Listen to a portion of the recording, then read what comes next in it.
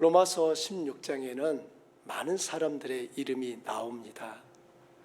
우리 집사님께서 봉독해 주셨지만 참 이름도 낯설고요, 참 처음 들어본 이름입니다. 웬 사람이 그렇게 많이 나오는지, 참 바울은 또 왜 이렇게 많은 사람의 이름을 성경 한 장에다가 낱낱이 다 그렇게 기록했는지 나중에 한번 바울을 만나면 꼭 그래야만 됐어 한번 물어보시기 바랍니다. 여러분, 방금 우리가 16장에서 집사님 말씀 읽어주셨는데요, 몇 명의 사람들이 등장하는지 세어보신 적 있으신가요? 이 16장에는 모두 37명의 이름이 나옵니다. 남자가 그 중에 27명, 여자가 10명입니다. 이건 대단한 일입니다. 우리가 복음서에서도 살펴봤고 구약에서도 봤지만 당시의 문화 안에서 여자는 수를 세마는데 포함시키지 않았지 않습니까? 그런데 지금 사도 바울이 기록하고 있는 성경에는 여인들의 이름이 10명이나 언급되고 있습니다. 남자와 당당하게 그들의 이름이 기록되어 있다라고 하는 것은 하나님 나라 안에서는 남자와 여자가 모두 다 동일하게 존중받아야 될 자인 것을 의미하는 것이라고 생각합니다. 세상 문화에서는 여자는 가치 없어, 수에도 포함시킬 자가 못 돼 라고 했지만 하나님은 그렇게 보시지 않는 것입니다. 참으로 내가 사랑하는 자고 존중히 여기는 자라고 하는 것을 그들의 이름을 낱낱이 기록하심으로 나타내신다고 믿습니다. 이 37명의 사람들은 모두 사도 바울이 마음에 깊이 기억하고 있는 사람들이죠. 바울은 로마의 성도들에게 이 37명의 일꾼들과 서로 인사하라고 소개를 하고 있습니다. 바울은 이들에게 감사를 하고 있습니다. 바울이 힘들 때 위로와 격려를 아끼지 않은 사람들이었습니다. 바울이 그토록 위대한 사역을 할 수 있었던 그 이면에는 이들처럼 수많은 헌신된 사람들이 함께하고 있었기에 가능했다고 생각합니다. 바울 혼자서 한 사역이 아닌 것입니다. 그와 함께 하나님 나라의 꿈을 꾼 사람들이 있었던 것입니다. 만일 바울 옆에 이처럼 하나님 나라의 꿈을 꾸는 사람들이 함께하지 않았더라면 우리가 기억하고 있는 바울의 사역을 보지 못했을 수도 있습니다. 로마 교회는 바울의 선교 활동으로 설립된 교회는 아니에요. 바울은 여러 번 로마를 방문하려고 했지만 매번 무산되자 대신 편지를 써서 로마 교회에 보냈는데 그 편지가 바로 우리들이 로마서라고 부르고 있는 성경입니다. 그렇다면 로마의 기독교 공동체는 어떻게 설립된 것일까요? 사도행전을 보면 오순절날에 베드로가 설교를 합니다. 그때 베드로의 설교를 들은 사람들이 있었고요, 또 오순절날에 일어났던 기적을 목격한 많은 사람들이 있었는데 그 많은 사람들 중에는 로마에서 온 사람들도 있었습니다. 그리고 베드로의 설교를 들으면서 그들은 마침내 회개하고 예수님을 믿음으로 받아들이게 되어 다시 로마로 돌아가 기독교 공동체를 이루게 되었다고 보는 것입니다. 이런 점에서 로마 교회는 바울과 상관없이 시작되었던 것입니다. 우리는 여기서 교회가 무엇인지 다시금 생각해 볼 필요가 있습니다. 교회는 건물이 아닙니다.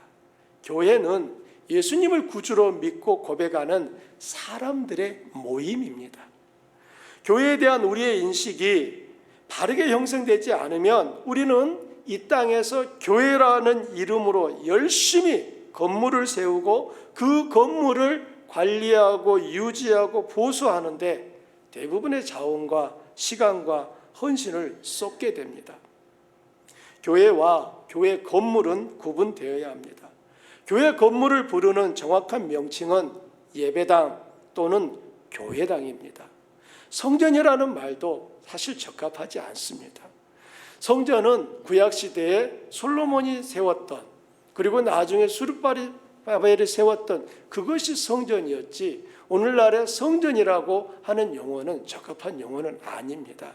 그런데도 종종 우리 주변에서는 성전이라는 말이 많이 사용됩니다. 그리고 그 성전이라는 용어를 즐겨 쓰시는 분 가운데 목사님들이 대다수가 있습니다. 의도는 알겠습니다.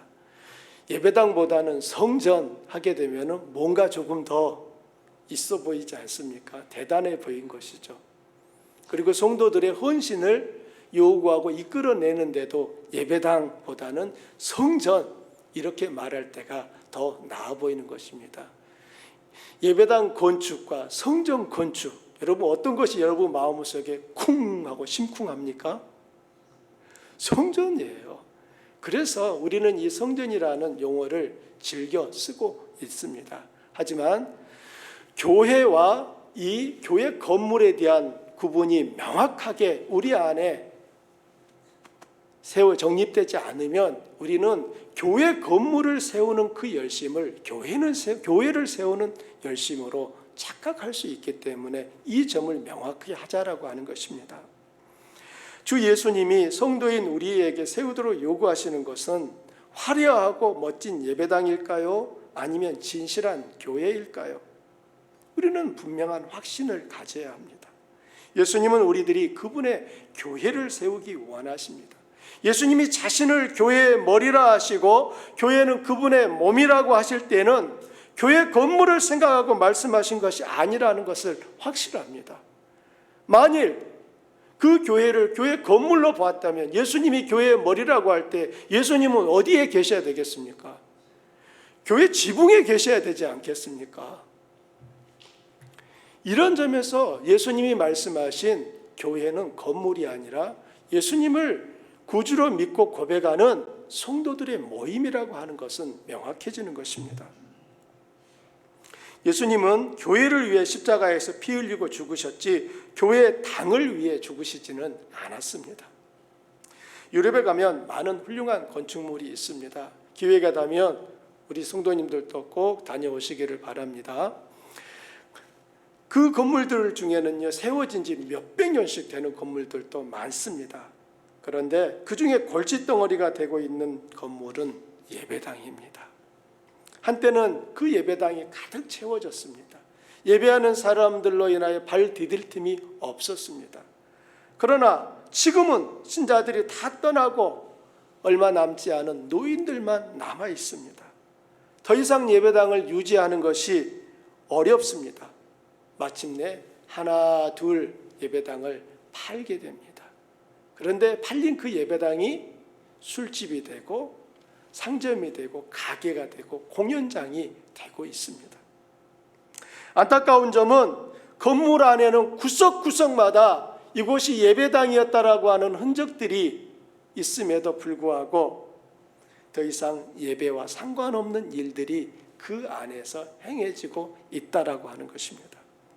이와 같은 유럽에 무너진 수많은 예배당을 보며 우리들이 마음에 새겨야 하는 것은 무엇일까요?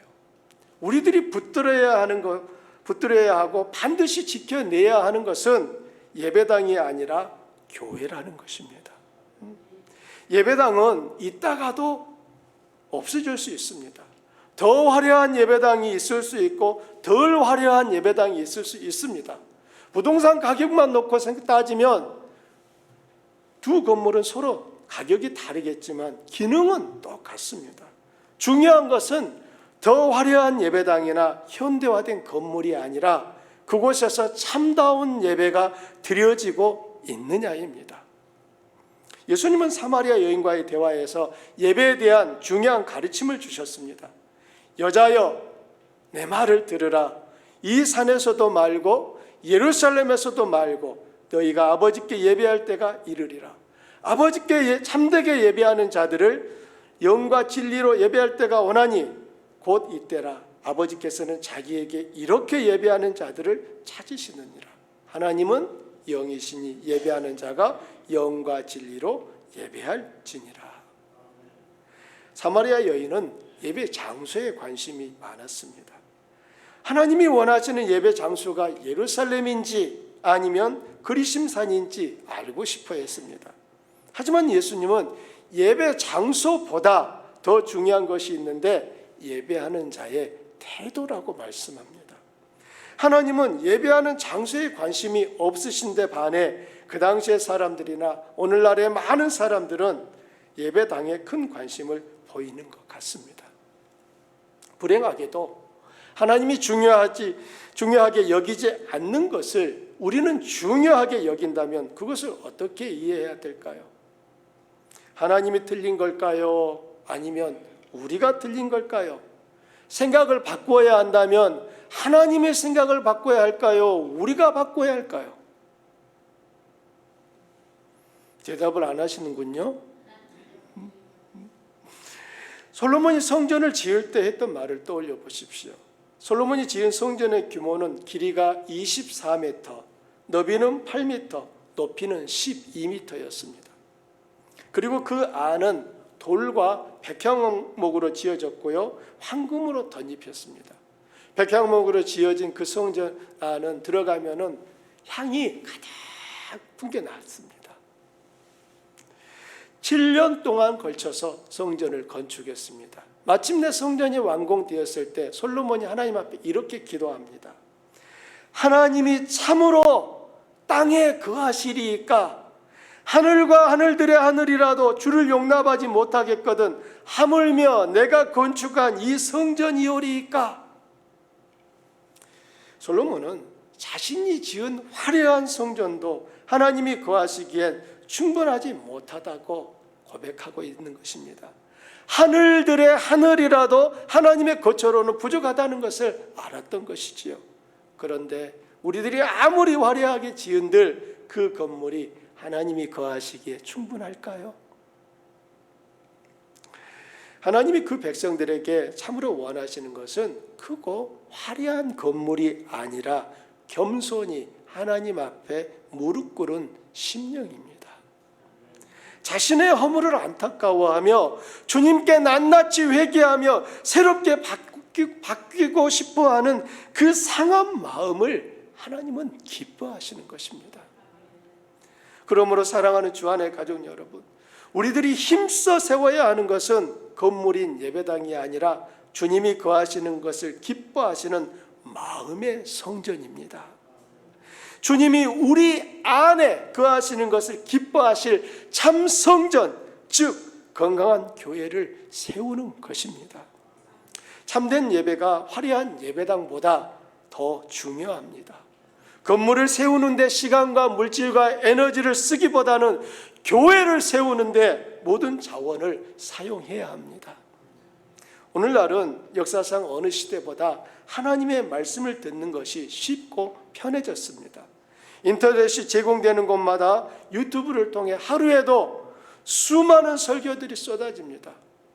유명한 목사님들의 설교를 손가락 한두 번의 터치로 내가 있는 곳 어디서나 들을 수 있게 되었습니다. 예배당에 가서 예배하려면 2시간 전에 3시간 전에 와서 기다려야 예배당에 들어갈 수 있었는데 우리는 그럴 필요 없이 예배를 다 찍어서 올려놓은 유튜브 화면을 통하여 내 방 안에서 손가락 몇 번의 터치로 얼마든지 더 좋은 음향을 통하여 들을 수 있는 시대를 우리가 살고 있습니다. 특히나 코로나 기간 동안 교회 대면 예배가 중단되고 인터넷을 통한 비대면 예배가 증가하면서 주일날 예배당에 가는 성도들의 생활에도 큰 변화가 일어났습니다.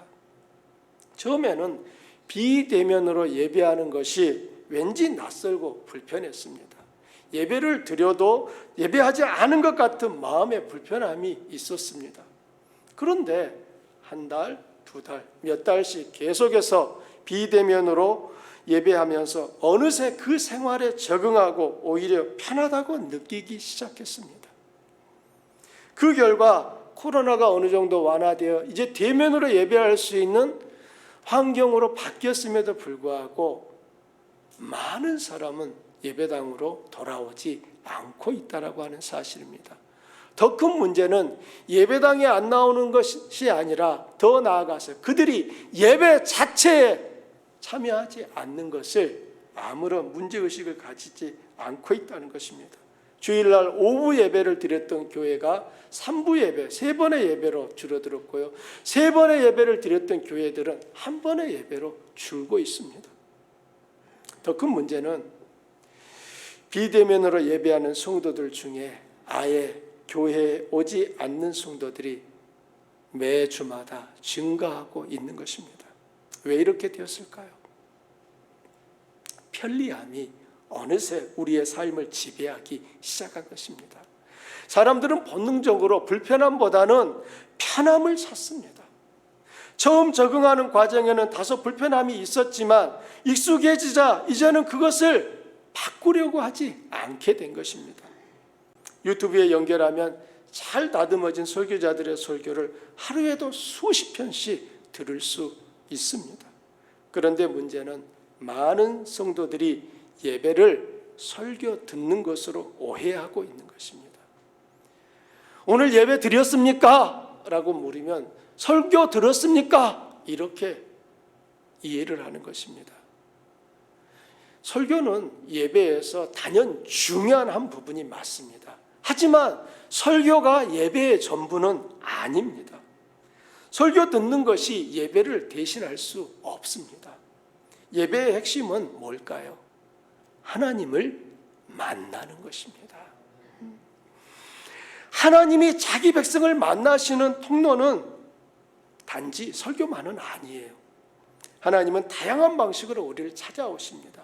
때로는 찬양을 통해서, 때로는 기도를 통해, 때로는 성찬을 통해, 때로는 설교를 통해, 때로는 성도와 성도의 교제를 통해, 때로는 무심코 눈에 보인 어떤 한 장면을 통해 우리에게 다가오십니다. 하나님이 우리의 마음을 툭 치시면 그때 우리는 알아챕니다. 아, 하나님이 내가 하나님을 만나고 있구나 알 수 있습니다. 우리와 하나님과의 만남은 모두 다 성령이 행하시는 일입니다. 성령의 역사와 간섭이 없다면 하나님과의 만남은 이루어지지 않습니다. 우리들이 예배 시간에 성령의 임재를 간구하며 그 모임 속에 성령님이 함께하기를 기도하는 것은 성령의 역사와 간섭이 있어야만 그것이 하나님을 만나는 의미를 갖게 되기 때문입니다. 유튜브를 통해 설교를 듣고 영상 예배를 드리면 편합니다. 그런데 우리는 하나님을 만나는 참된 예배를 위해서 기꺼이 우리의 편함을 포기하라는 결단은 필요합니다. 건강한 교회가 세워지려면 반드시 하나님과의 만남이 있어야 하고 하나님을 만난 또 다른 성도와의 교제가 필요합니다. 한마디로 성령의 임재 안에서 하나님과의 만남이 이루어져야 한다는 것입니다. 다시 본문으로 돌아와 바울 곁에 서 있는 약 40여 명의 사람들을 보십시오. 그들을 소개할 때 바울이 즐겨 쓴 표현은 주 안에서 또는 그리스도 예수 안에서 또는 그리스도 안에서라는 표현입니다. 이 주 안에서라고 하는 의미는 그리스도인의 교제의 근거는 그리스도와의 연합이라고 하는 것을 의미합니다. 그리스도인들의 모임은 먼저 그리스도와 연합이 있어야 하고 그 다음에 그리스도와 연합한 성도와의 연합을 통해 더 풍성해지는 것입니다. 여러분 옆에 계신 분이 나에게 있어서 감사하고 고마워해야 될 이유는 나와 함께하는 이분을 통하여 나는 그리스도와의 그 연합을 더 친밀하게 완성해 갈 수 있기 때문인 것입니다. 하나님 앞에 우리가 설 때 하나님을 만난다라고 하는 것은 성령의 역사를 통해서만 이루어지는데 성령이 하나님을 소망하며 사모하는 그 무리들이 많은 그 속에 강권적으로 더 역사하시는 것입니다. 그리스도인의 모임이 일반 사교 모임과 다른 가장 큰 특징은 그리스도와의 연합입니다. 예수님이 그 자리에 계시느냐 아니 계시느냐 여기에 차이가 있습니다. 따라서 어떤 사람이 자기 혼자서 유튜브를 보며 건강한 신앙을 가질 수 있고 유지할 수 있다고 생각한다면 커다란 착각이고 오해입니다. 유튜브를 통해서 설교는 들을 수 있을지 몰라도 건강한 신앙을 갖는 것은 불가능합니다. 하나님은 우리를 교회의 일원으로 부르셨습니다. 우리 각 사람에게 서로 다른 은사와 선물을 주셔서 연합하게 하시고 주님의 건강한 공동체를 이루도록 하시는 것입니다. 우리는 부름받은 공동체의 한 사람입니다. 따라서 자신을 공동체의 일원으로 생각하는 사람은 자신이 속한 공동체를 건강하고 성숙하게 만들어야 할 책임과 의무가 있습니다. 이 책임과 의무를 다하는 사람을 성숙한 사람, 믿음이 좋은 사람, 신실한 사람이라고 말을 하는 것입니다. 결코 그가 가진 직분이 그의 신실함의 유무를 말하는 게 아니에요. 그가 얼마나 공동체를 위하여 자신을 내어놓으며 그 공동체를 사랑하며 섬기려고 하는지, 이것이 그의 신실함의 정도를 가늠하게 하는 것입니다. 우리들이 서로 사랑하고 헌신하며 섬기고 나누는 것은 공동체를 향한 마음 때문입니다. 3절과 4절에서 바울은 브리스가와 아굴라를 나의 동역자들이라고 소개합니다. 여러분 성경을 한번 보십시오. 3절과 4절입니다. 3절 함께 읽어보시겠습니까?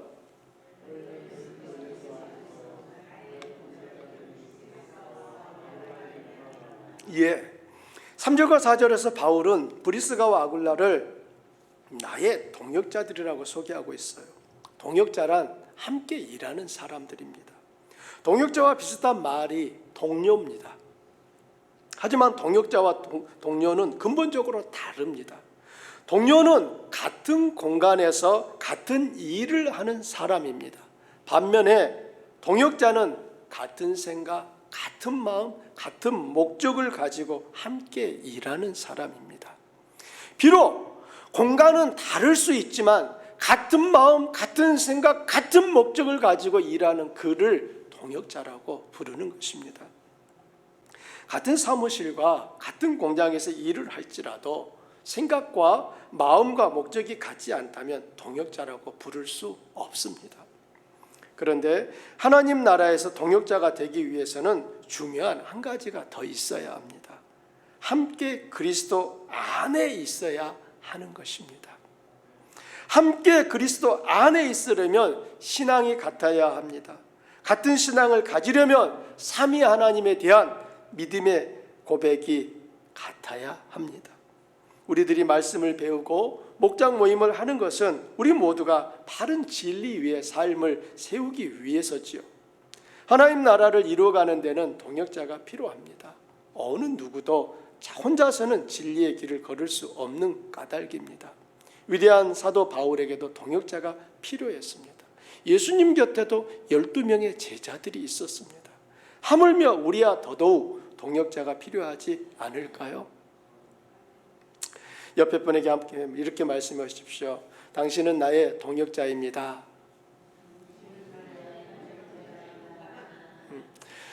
나는 당신의 동역자가 맞습니까?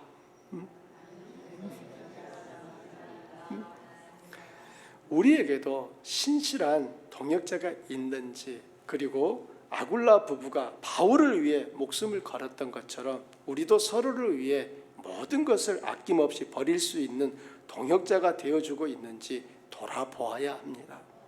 아굴라 부부는 어떻게 그처럼 바울을 위해 신실한 동역자가 되어줄 수 있었습니까? 이재철 목사님은 이에 대해 바울이 참된 진리의 사람이었기 때문이라고 말합니다. 그러면서 다음과 같은 말을 덧붙였습니다. 꽃이 나비를 찾아다니는 법은 없습니다. 꽃은 향기만 풍기면 아무리 그늘진 곳에 있다 해도 나비가 찾아옵니다. 마찬가지로 진리가 사람을 따라다니지 않습니다. 진리가 진흙 속에 감추어져 있어도 그것이 진리임을 아는 사람은 그것을 찾으러 갑니다. 내가 정말 진리의 사람이 되면 진리의 동역자가 모입니다. 따라서 주위를 둘러보았을 때 진리의 동역자가 없다면 나 자신의 삶을 성찰하고 바꾸어야 합니다. 내가 정말 진리를 지향하는 사람이 되면 나에게서 진리의 향기가 나고 그로 인해 진리의 동역자가 생기게 됩니다. 여러분은 이 말에 동의하십니까? 저는 100% 동의합니다. 우리들이 믿음이 입술의 고백으로만 그쳐서는 안 된다고 수차에 걸쳐 말하는 것은 공연한 구호가 아닙니다. 우리 주안교회가 이루고자 하는 것은 우리의 믿음이 우리의 변화된 삶으로 연결되고 나타나야만 그 믿음은 진실한 믿음이 되는 것입니다. 믿음을 입으로 말을 하는데 그의 삶은 바뀌지 않는다면, 변화가 나타나지 않는다면 그가 말하고 있는 입술의 그 믿음의 이야기는 헛된 것일 수 있습니다. 심하게 말하면 거짓일 수 있다는 말입니다. 하나님이 바라시는 믿음의 참된 증거는 변화된 삶이기 때문입니다. 우리 자신이 진리 안에 살지 않으면 참된 진리의 동역자를 얻을 수 없음을 기억하시기 바랍니다. 내 주변에 참된 진리의 동역자들이 있기를 원하시면 내가 먼저 참된 진리의 사람이 되어야 하는 것이 순서입니다. 5절에서 사도 바울은 브리스가와 아굴라 부부뿐만 아니라 저의 집에 있는 교회에도 문안하라고 말합니다. 아굴라 부부의 집이 예배당으로 사용되었고 그 가정이 바로 교회였다는 것을 알 수 있습니다. 이와 비슷한 표현이 14절과 15절에도 나옵니다. 14절과 15절을 함께 읽으실까요? 아순그리도와 블레곤과 허메와 바드로보와 허마와 및 그들과 함께 있는 형제들에게 문안하라. 빌롤로고와 율리아와 또 네레오와 그의 자매와 올lum바와 그들과 함께 있는 모든 성도에게 문안하라. 브리스길라 부부의 집에 있는 교회라고 말을 하고 있고 14절과 15절에서는 그들과 함께 있는 형제들이라고 말을 하면서 이들의 모임이 한두 사람이 아니라 주님의 이름으로 모여있는 공동체라고 하는 것을 보여줍니다. 우리식으로 말하면 교회인 것입니다. 2000년 전 로마 교회는 지금처럼 갖춰진 예배당이 없었습니다. 각 가정이 교회였습니다. 그들 중 어떤 성도가 성도들의 모임을 위해 기꺼이 자기 집을 개방하고 그곳에 성도들이 모여 하나님을 예배하고 식사를 하며 사랑의 교제를 나누었습니다. 우리 주안교회식으로 표현하면 목장 모임이 열린 것입니다. 각 가정에서 열린 그 목장 모임이 바로 교회였던 것입니다. 지금처럼 한 번에 몇백 명씩, 몇천 명씩 모이기는 어려웠어요. 예수님을 그리스도로 믿고 따르는 것 자체가 용납되지 않는 분위기였습니다. 공식적으로 인정받은 종교편에서 볼 때 그리스도인은 이상한 사람들이었습니다. 십자가에 못 박혀 죽은 나사렛의 청년을 하나님의 아들이라고 믿었고요. 그분의 삶을 본받아 살고자 애쓰는 그리스도인들은 마치 물과 기름이 섞이지 않는 것처럼 도무지 받아들일 수 없는 사람들로 취급받았습니다. 초대교회가 그럼에도 불구하고 초대교회가 오늘날 수많은 교회들에게 본이 되는 이유는 초대교회의 건물이 멋지거나 아름다워서가 아닙니다. 초대교회를 이룬 성도들의 삶이 은혜스러웠기 때문입니다. 사회의 비우호적인 대접을 받으면서도 그리스도교가 사라지지 아니하고 점점 확장되어 간 것은 가정에 모인 그리스도인들의 모임 안에 살아있는 생명의 나눔이 있었기 때문입니다. 진리 위에 자신의 삶을 세우고자 하는 진실한 생활이 있었습니다. 서로의 아픔과 기쁨에 기꺼이 자신의 것을 내어주며 섬기려는 참된 사랑이 있었기 때문입니다. 어떤 사람들이 우리 교회를 찾아온다면 무엇에 대한 기대 때문일까요? 예배당이 좋기 때문일까요? 아니면 주차장이 아주 넓고 주차하기가 쉽기 때문일까요? 아닙니다. 이유는 단 하나입니다. 우리 주안교회를 이루고 있는 사람들에 대한 기대 때문인 것입니다. 따라서 주안교회가 초대교회처럼 은혜로운 교회, 생명에 역동하는 교회가 되고자 한다면 우리 교회를 이루는 한 사람 한 사람이 참된 그리스도인이 되어야 함을 꼭 기억해야 합니다. 한번 이렇게 말씀해 보십시오. 나는 주한교회다. 나는 주한교회다. 여러분이 주한교회예요. 주한교회는 이 건물이 아닙니다. 여러분들 한 분 한 분이 주한교회인 것입니다. 사람들이 주한교회 어디서 예배합니까? 제가 가서 저도 예배하고 싶은데요 라고 올 때에는 이 건물 때문에 오는 게 아니지 않습니까? 바로 우리 성도님들을 보고 주한교회의 그 다름에 반하여 기대를 가지고 찾아오는 것 아니겠습니까? 우리 주위에 아직 주님을 알지 못하는 분이 있다면 그들에게 더욱 각별한 애정과 관심을 쏟아야 합니다. 처음으로 예수님을 영접한 초신자가 있다면 우리 모두가 그들의 성장을 위해 기쁨으로 수고를 감당해야 합니다. 그들 한 사람 한 사람이 그리스도에 대한 바른 믿음을 가지고 진리의 열매를 맺도록 도와주어야 합니다. 새로운 분이 오셨음에도 불구하고 저 사람은 왜 왔지? 이런 생각으로 바라보시는 것과 어떤 분이시지? 내가 가서 도울 일은 뭐가 없을까? 이런 마음으로 찾아가는 분, 새로 오신 분이 어떤 교회에 더 남고 싶어 할지는 말하지 않아도 뻔하지 않겠습니까? 사람은 영적 존재이기 때문에 딱 그 공동체 모임에 들어서는 순간 자신이 머물러야 할 곳인지 떠나야 할 곳인지를 잘 파악합니다. 순식간에 알아챕니다. 오래 걸리지 않습니다. 그들로 하여금 이곳에 남아야겠구나 라고 하는 것은 그 공동체가 자신을 향하여 나타내고 보여주는 사랑과 섬김에 있는 것입니다. 먼저 된 이들이 나중된 이들에게 본이 되어야 되는 것은 바로 이런 이유 때문입니다. 주님은 이렇게 말씀하셨습니다. 하나님 나라에서 큰 자는 섬김을 받는 자입니까? 섬기는 자입니까? 섬기는 자라고 하셨습니다. 세상에서 큰 자는 섬김을 받는 사람입니다. 삼각형으로 하게 되면은 맨 꼭대기 그 하나 올라갈 수 있는 그 자리를 서로 차지 위하여 올라갑니다. 그리고 맨 꼭대기에 올라간 사람은 모든 사람들로부터 나를 섬기시오 라고 요구합니다. 이것이 세상이 바라볼 때 큰 자입니다.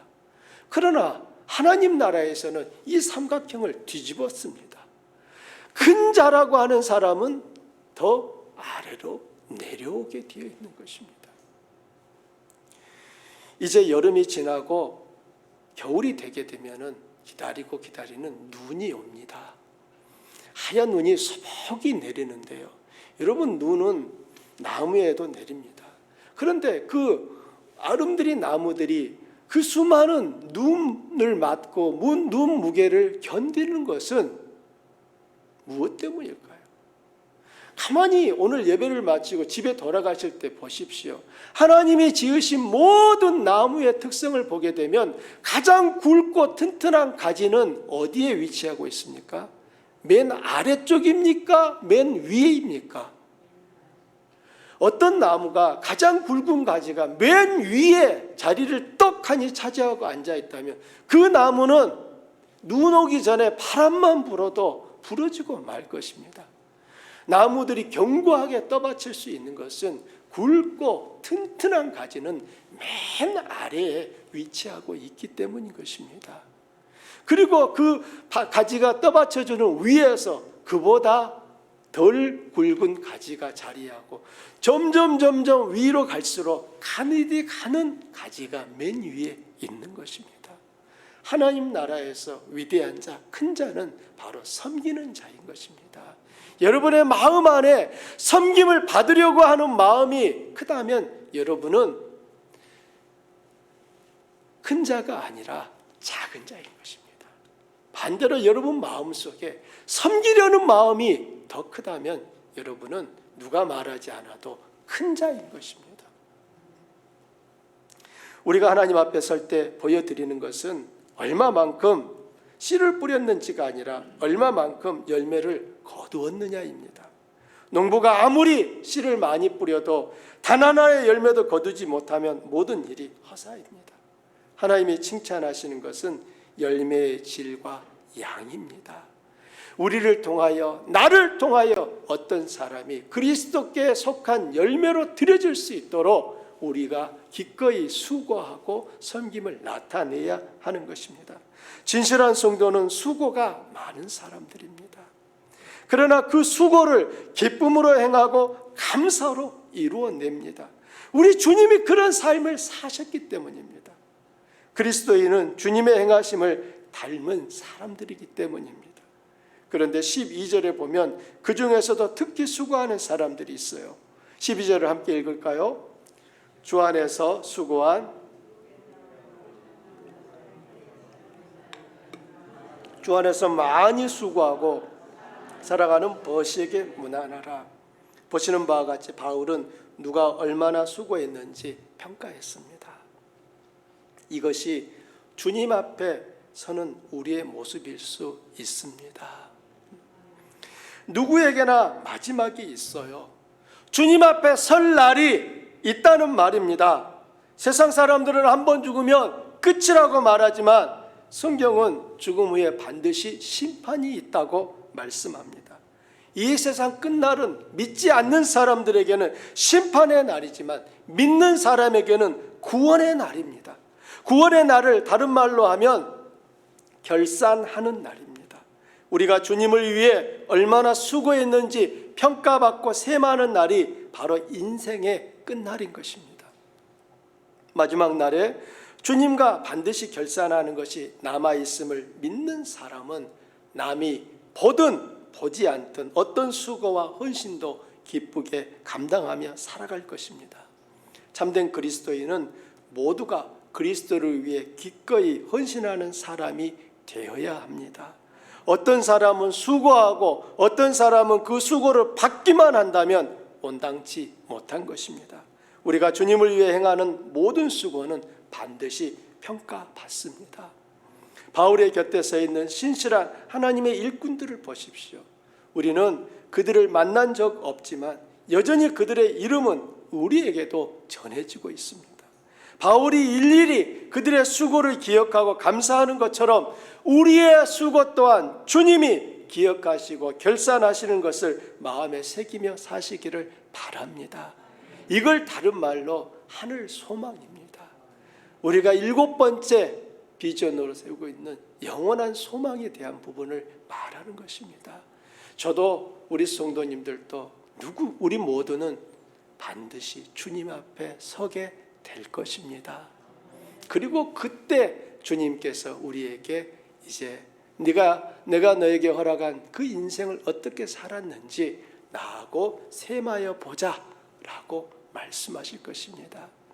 사랑하는 성도님들, 주님이 부르시는 그날이 우리 모두에게 기쁨과 설렘으로 다가오도록 주어진 삶을 주님을 바라보며 이루어가시는 주 안의 성도들 되시기를 축원합니다. 우리 함께 같이 기도하겠습니다.